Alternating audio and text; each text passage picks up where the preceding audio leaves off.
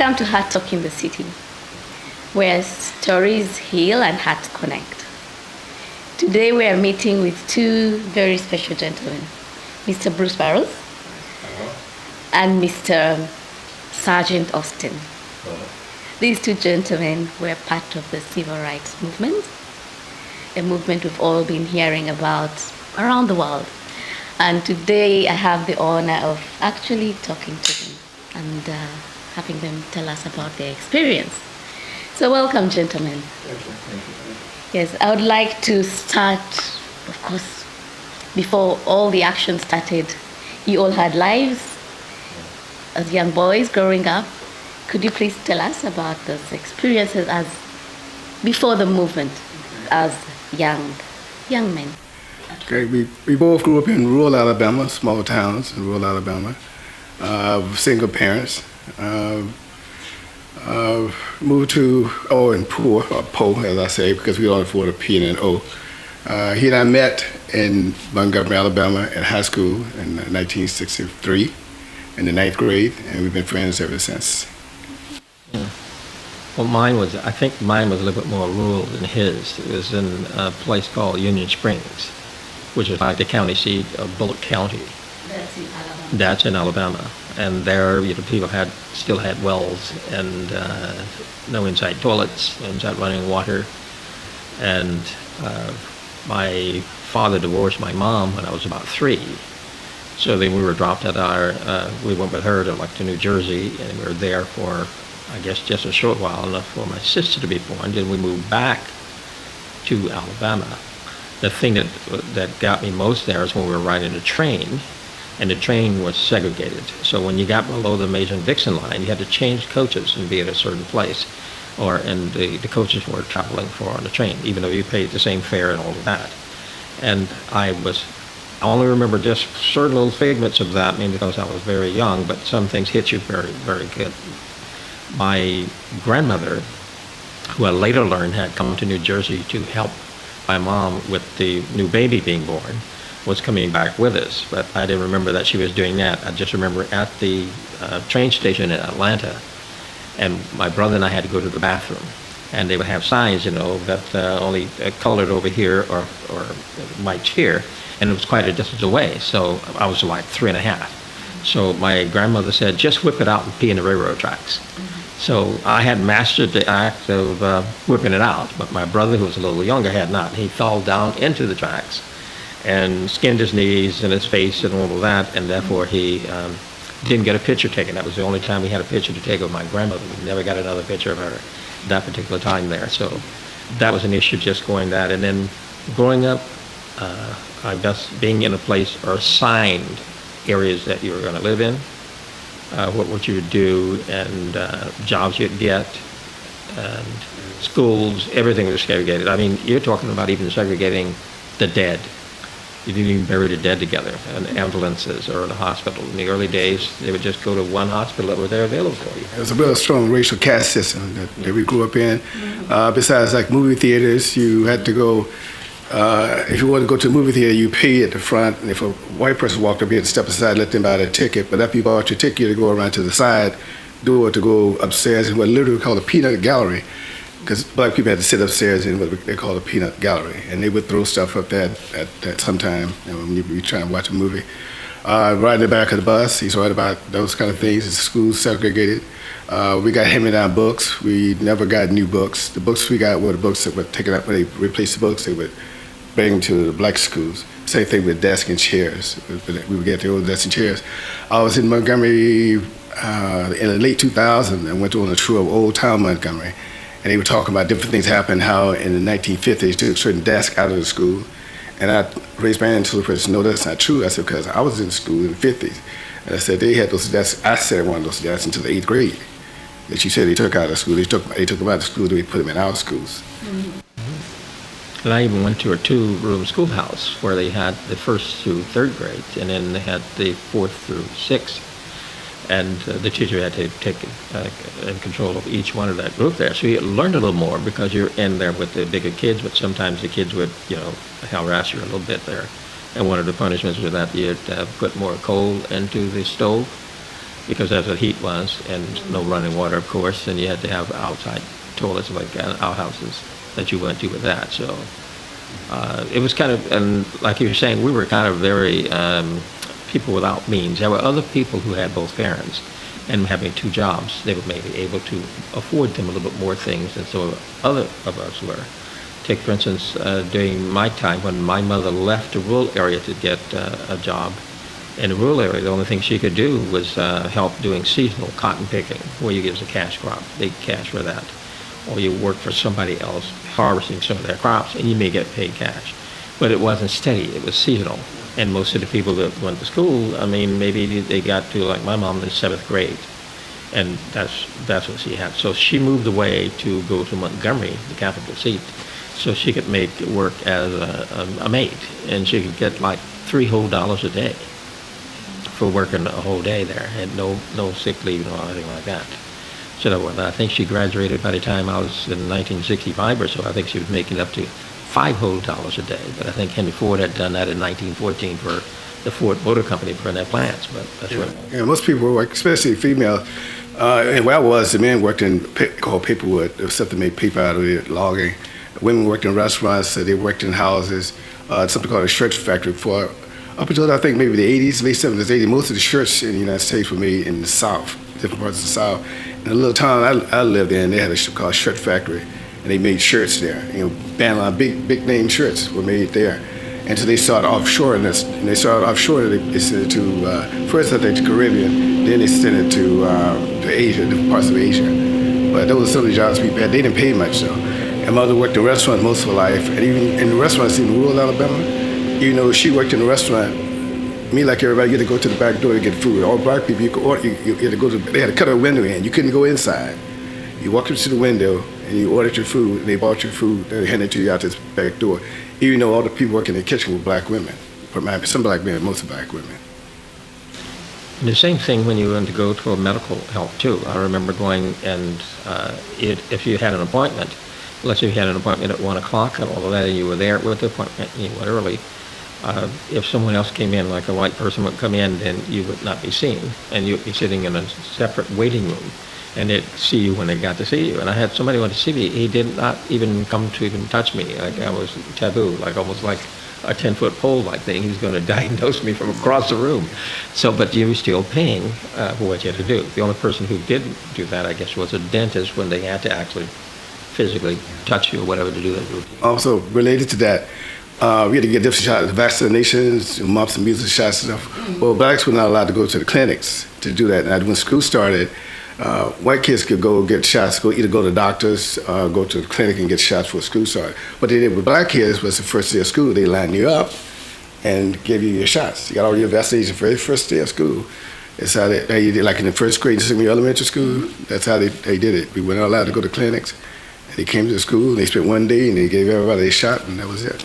If it's that public health, public health service at its best or finest, I guess. I did my first thing for my dental care there with at the school, and that's where you got it. Otherwise, you didn't have it at all. I mean, you just did what you did. You had your crude toothbrushes and used baking soda, and to do that. And when my mother left, like I was saying, go to Montgomery to get the $3 job, we were left with our grandparents, and it seemed as if it was forever, but it was actually from the year 1955 through 1958. And during that time, they had the Montgomery bus boycott in 1955, and they would take cabs or get rides with other people to go to their jobs or walk to those jobs that way. 382 days. Yes. It was amazing that nobody took the bus for 382 days. But that could have been solved because they did have it solved with Richmond Flowers, with saying that they had met with Martin Luther King, and they had decided that he eventually became Attorney General. Right, and he was Attorney General for the state of Alabama under George Wallace. So the idea was, okay, we'll do a survey of the bus routes, and if we find that there are a majority of whatever ratio of the people that rode the bus was there, that'd be allotted those many seats. Still had to ride on the back of the bus, but you wouldn't have to give up your seat because you had that section where for that section of people living there. You pay your fare and you go through the back or whatever, and if sometimes they didn't feel well about it, they could just leave you. But at any rate, the agreement was, and King had agreed with it, that, okay, we'll take the ratio, we'll go by whatever you come up with, and we'll go as we do that, and we'll have a sign there with a little chain going across there. This is the one reserved for black people. But the police chief disagreed and did not want to do that. So they'd rather stop the old bus service. They didn't even go for that compromise, and that was a big compromise. Not asking for drivers, not asking for you to ride in the front of the bus, everything, just that you'd have your qualified amount of ratio to drive the bus and all that. So you lived among that kind of thing, and then you didn't have the confrontation like every day that you run into somebody. It was just at where you were and what you accepted for. Because I remember as a young kid, we were going out with my cousins or something. We were at one place, and we were all in line at the color fountain. Yeah. And then they had the white one over here, and then by the way, he ran over there to drink out of the white one, and we were chastising and says, "Can't you read? No, you're supposed to be here. It's institutionalized. You're supposed to be there. This is where you're supposed to be."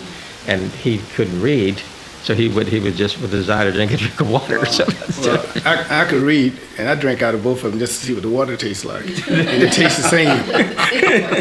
It's the same water. We went to the state capitol. Remember, we went to the state capitol at the time. They shoot us out there. We went there. We said, what's the difference between this water? We went over there and tasted it. See, I don't see what's it. And then, the plumbing is the same inside the wall. It's just outside the difference. So with such experiences, how did it break the community spirit? As a community, what was the spirit like? Well, most people stayed with what they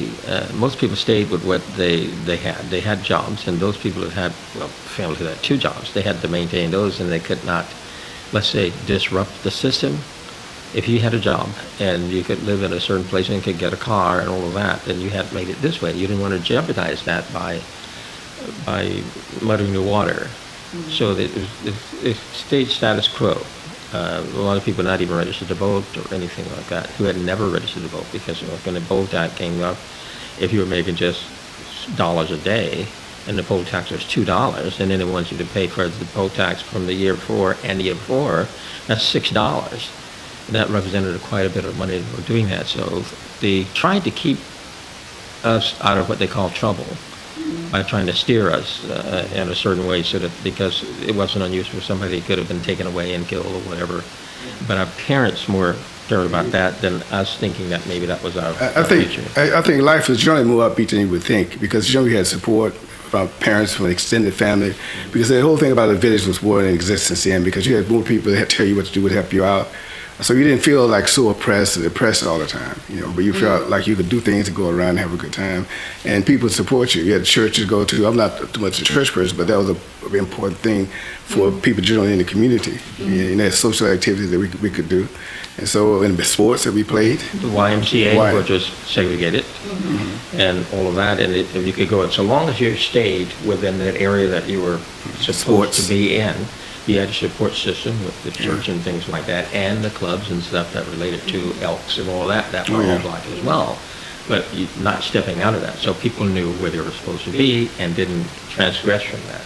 Plus the parents made sure they told you things, right? So they prepared you where to go, what to do, when to come home and stay out. So they kind of put you in a position where you knew what to do, what the limits were to stay safe.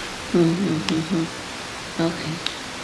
So when the older people had sort of settled for the status quo, what made you, the younger guys, decide that, what, we're not going to settle? What was your resolve thing? What made you aware that this is not right? Well, I think we knew that we were told as well, or we knew that we were in a better position to do something about it.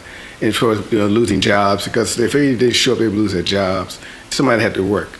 So we could go to school, we could do the protests, and I think it's part of what we just kind of stepped in. I don't know, we just decided to do it. When we got to Montgomery and things started happening there were plenty of adults involved in it, especially the leadership. We go to the meetings they call the Montgomery Improvement Association, those are all adults. But as far as the people who, what's called the foot soldiers people, it was mostly younger people who were out there, doing the marching and stuff and going to jail. But you had adults too. Yeah, and then you had the things when you started taking things in school like civics and all of that, showing the participation in the government and neighborhood things that way. And then you had people that had been in service and all of that. Yeah. They had served and done that, and then came back, and then they still had the treatment as they had. Mm-hmm. And then we had that, and as you were saying, we actually had nothing to lose but ourselves, our little lives that we had, just us. But if your parents go there, they'd lose a job. If somebody even registered to vote, you could lose that job, and that was the only thing you had in the whole household. Just think about it. If you got rent, that was like $35 a month, and you were making like $4 a day. Somebody's got to do something, and there was no safety nets. There was no food stamps, no government programs or anything up for you. So you were just on your own. So you had the community with the church or someone help you, or if someone else that had a little bit more than you had there, they would share it. They'd share that kind of thing, or you have gardens and stuff to help people. So it was that. So we figured that, and I think that was one of the things that Dr. King encouraged, is that the students, as long as you were old enough to, let's say, know certain things and all of that, and you realize that you could do that and it wouldn't harm the parents, excepting maybe they think that maybe you need to go to juvenile, that you were a dissident or you disrupted the way life is, because the city council could enact a law overnight and then employ it. That's the time when you guys stayed in jail for 21 days. It was after you'd get arrested for demonstrating or picketing, and then they would release you maybe the next day or whatever. Well, after sometime they would wait until you all night until the time your parents there. But then thereafter they held them for the same thing for 21 days. Yeah, the thing is too, when they put you in jail, they put you with people who did robberies and murders and stuff like that. So that was a big part of what they did, try to intimidate us. But we were not afraid. They didn't fight us. Okay, was there a particular moment? We'll get to the jail. Actually, I want to talk about the jail issue. I wanted to also ask, I'm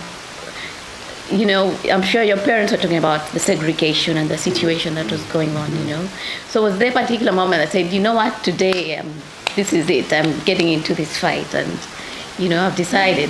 Well, we just... They were like, they were called mass meetings. They had we could go to these meetings at they were called the Montgomery Improvement Association. So we go listen to these meetings, and people were talking stuff. And this is what we see, like when they come, Dr. King would come to town. But speaking, Dr. Reverend Jackson has died recently. He was involved. Reverend Jackson would come there. We got to meet and sit down with all of them at this Montgomery Improvement Association. So that's another part of what inspired us to get involved, because we got to go and sit down, each wrap around. These people sit there, and just like you and I sit there talking, and we got more and more involved as that went along. Fred Shuttlesworth, we met them all. Abernathy, I don't think it's in them. We didn't. Well, Hosea Williams, Andrew Young. We sit down with Andrew Young, and then my wife's cousin. Oh, John Lewis. Yeah. By the way, it's a cousin of my wife's. John Lewis, and we knew him and knew him. Lee John Lewis. He was. One day I was involved in civil rights, and I was coming to my then girlfriend. I think we've been married. And I'm walking to a house, and I look and I see this guy at the door. I look like John Lewis, and it was him. And he was coming to see his aunt. And I was like, oh. So yeah. But then the parents were not involved to that point. That it was almost like a laissez-faire attitude. They'd say, okay, they knew that we were going out and doing things, but they did not know the extent of what we were involved in, and how they knew it was somewhat not as dangerous, so we didn't tell them everything. Yeah. Take, for instance, when we went to Prattville. We went to Prattville to do a picketing, and we ended up picketing the whole town, and the people were very, let's say, hostile. The police were there, and they were handing out yardsticks for them to flail us with. They were throwing spitballs and rocks and everything. Grabbed one of our friends, hit him over the head with a Coke bottle, and tried to grab him, pull him into a warehouse. And we were playing tug of war like rope with him, pulling him the other way, and we won that. And then that night, we figured that something was going to happen, so we couldn't go home, and it was like 14 miles from Montgomery. Mm-hmm. So a farmer allowed us to stay at his place over there, and there was some shooting from there, but we had to stay. Yes, he was. See, what was his name? But it's also that times when I had a beret that I wore, and he pulled my beret off in Prattville and cut it up, threatened me with a knife. Also, I think Sargent at the farm, I was in church. They shot at the church. We went inside the church, and they were shooting outside the church. We were inside. So we were spending the night in Prattville. So, yeah, I think our parents were afraid. I know my mother certainly was afraid. She was very fearful about things happening. So we told her certain things, but, we didn't tell them everything. And there were certain families, like at my mother's funeral with Patricia Lee, was one of our classmates, and she was saying, well, I didn't participate, and my brother didn't participate because our parents told us they were afraid that we would get killed or something, and so we obeyed our parents. So you say, okay, don't do this, and we didn't. Ours didn't say don't do that, but they didn't say go do that either. No, that's right. But they figured that we were good kids. We weren't going good out students, there honor roll students. Right.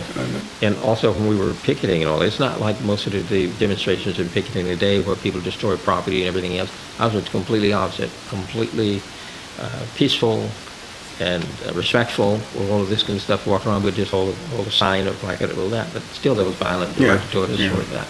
But the other ones that we could see, like our teachers and everything, when we would go out of school, they didn't want us to go, but they actually wanted us to go. They would. But they couldn't support it because they'd lose their jobs. They'd get the school system, so they didn't do that. For example, speaking to that, with this one teacher, Mr. Singleton, they took, in 1965, the day the voting rights came to Montgomery. They had all the teachers meeting, and they came in that morning to the classroom and told all of us they had a thing to read to them. So we had to wait like 10 or 15 minutes before class started. And so Mr. Singleton came in, and he read the statement they had. He said, I have to read to y'all. And he put it in a way like Sargent talking about how you knew he was saying go do it. He said, I'm supposed to read it. Y'all are not supposed to leave this school and go out and fight for freedom. He would say words that she knew. He read what they told him to read, but he was saying the way that he wanted you to do the opposite of what he was reading to you. And we got the message. We got the message. We let the walk out that day at the school. You're speaking in Corden. Yeah, exactly. But see, and it was a little easy for us because we were, like we were saying, earlier, we would go to parties and things as juveniles. And we were accustomed to going to people's houses and talking about things, politics and religion and things like that. And so they called us communists and those kind of things and heathens.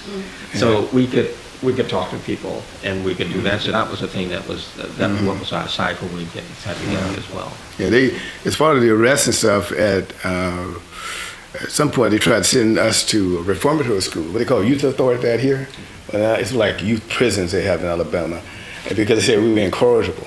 But the problem they ran into when they got to court was that when they started talking academic records, like I said, we were on honor roll and stuff. And we attended school. We were not absent from class and stuff. We participated. We were arrested, but we were not bad students or bad people. So they tried to, and they got a guy, Frank M. Johnson was the judge, and Frank M. Johnson was one of the guys born and raised in the South, but he was not of the South.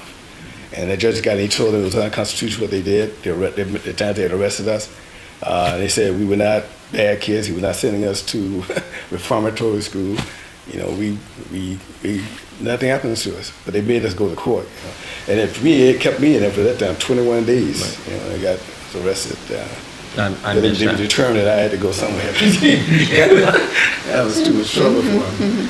But we didn't break any laws. We didn't hurt anybody. We didn't, throw things in anybody. We were the victim. In fact, I certainly was a victim a few times. Right. I was But attacked. you can also realize that even after that, even being shot at and all of this stuff and staying over someplace else overnight, couldn't get home and no call because at that time my folks didn't have a telephone. You could call me. You had to call somebody to go tell them. Right. Next door neighbor.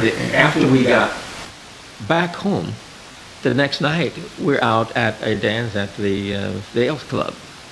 I mean, like nothing had happened. You're nursing your bruise. You got a little bruise on it when you got hit and all like that. You're going right along. You're going out there. So you had the regular high school things that you thought about that you wanted to do, and the participation in that. So it didn't stop you from doing that particular thing. And then we didn't bring any hate or disparity toward anyone who didn't go or didn't do it. We have never done that. Even now, we don't have anything to anybody who did participate because we understood that some people were maybe motivated to, but they had something that held them back from doing that, and that risk they had to take, because we took real risk when we were out there. Like he and I could not be here because of the risk that we took up here. Yeah, we did things like neither one of us been able to swim or going to a pool and get in the pool, and all the white kids got out because they didn't want black kids in there. Neither one of us to swim. We got in there anyway. We got in the pond. They didn't want us in the pond. We got in the pond anyway. You know what else was kind of interesting move? Now, neither one of us to swim. We got in the pond. And you want to go into the water anyway, but it's just that way what some people do. But there are a lot of things that would keep you out, even though it was segregated and all of that. And then when they did supposedly go for integration, you'd be kept out by financial reasons. Give an example. There was this theater called the Peking Theater, and you could go there, and for 60 cents, you could go in and get a hot dog and see the movie and get a Coke. And you would go to the other white one that we did go to. It was $1.20. Peking was black. The Peking was black. They had two. All the theaters in Montgomery was the Peking, I think the Ritz. Those were two that blacks were allowed to go to in Montgomery. So that's where we would go to Pekin. In fact, the first time we were arrested, we were going to the Pekin to see Black Like Us. Yeah, Black Like Me. Black Like Me, yeah. The movie called Black. We went on our way to see the movie, didn't make it there. A white guy came by, a one-armed white guy, and bumped me. I stepped out of the way to let him go by. And the next thing we know, the cops come and put us up against the wall and arrested us and took us to jail. This is like about 2 o'clock in the afternoon. They took us to jail. And why did they take you to jail? The assault and disturbing the peace. Assault and disturbing the peace. That was one of the assault I told him. He assaulted me. I didn't say anything to him. I just swear at him. I looked at him because he turned me sideways. But he went down to the corner, and the cops happened to be sitting on the corner, the detectives.